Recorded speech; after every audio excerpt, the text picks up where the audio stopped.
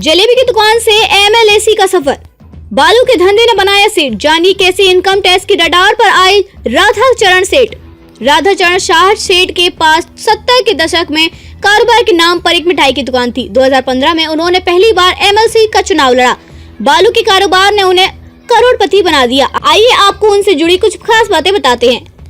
आरा बक्सर निकाय क्षेत्र से निर्वाचित विधान पार्षद सह जदयू के प्रदेश महासचिव राधाचरण शाह उर्फ सेठ और उनके कारोबारियों के विभिन्न ठिकानों पर आयकर विभाग ने शिकंजा कस दिया है। मंगलवार की सुबह से आरा, पटना, दिल्ली समेत कई जगहों पर देशव्यापी छापेमारी की जा रही है। आरा में आयकर विभाग की टीम विधान पार्षद के बाबू बाजार स्थित आवास, अनाइट आवास, रमना मैदान शहीद भवन स्थित होटल, बाईपास रोड स्थित रिसोर्ट पर छापेमारी कर रही है। चर्चा है कि बालू के धंधे से अर्जित अथाह संपत्ति के मामले में इनकम टैक्स ने यह कार्रवाई की है। आरा बक्सर स्थानीय प्राधिकार के बिहार विधान परिषद के चुनाव में राजग प्रत्याशी के तौर पर जेडीयू नेता राधाचरण ने लगातार दूसरी बार जीत हासिल की थी। राधाचरण शाह बिहार की राजनीति में जाना माना नाम है। जेडीयू के कई शीर्ष नेता उनके करीबी माने जाते हैं। हालांकि राजनीति में राधाचरण शाह का इतिहास ज्यादा पुराना नहीं है।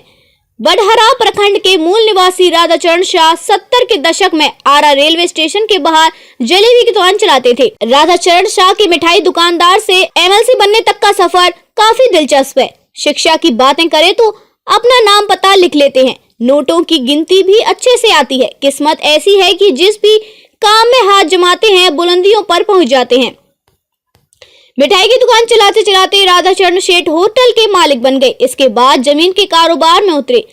काम अच्छा चला। फिर जब बिहार सरकार ने बालू के ठेके का आवंटन करना शुरू किया तो राधाचरण शाह यहाँ भी पीछे नहीं रहे। बालू की ठेकेदारी करते करते राधाचरण शाह की गिनती शहर के रईसों में होने लगी। राधाचरण शाह लंबे समय से बालू सिंडिकेट से भी जुड़े रहे हैं। भोजपुर के कोइलवर, बिडहटा के परे, पटना, औरंगाबाद और गया के बड़े बालू कारोबारियों से इनके अच्छे संबंध रहे हैं। राधाचरण सिंह के अलावा हरखेन कुमार जैन के यहाँ भी छापेमारी चल रही है।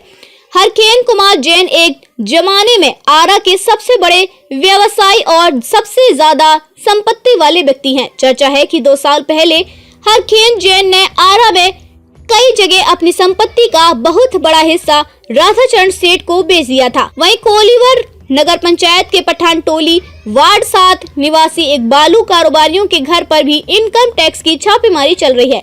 बालू कारोबारी ब्राडसन प्राइवेट लिमिटेड के निदेशक भी रहे हैं। हालांकि आमतौर पर देखा जाता है कि बिहार में रियल एस्टेट और बालू कारोबार से जुड़े लोग बाहुबली छवि के होते हैं, लेकिन राधाचरण के मामले में ऐसा नहीं है। बताया जाता है कि काफी संघर्ष करने के बाद राधाचरण शाह ने एक बड़े चेहरे के रूप में खुद को स्थापित किया है। इनकी कामयाबी की सबसे बड़ी वजह यह है कि इनका मिलनसार स्वभाव भी है। राधाचरण की खासियत है कि चाहे कोई भी मसाला हो, उनके बात करने का लहजा हमेशा सौम्य रहता है।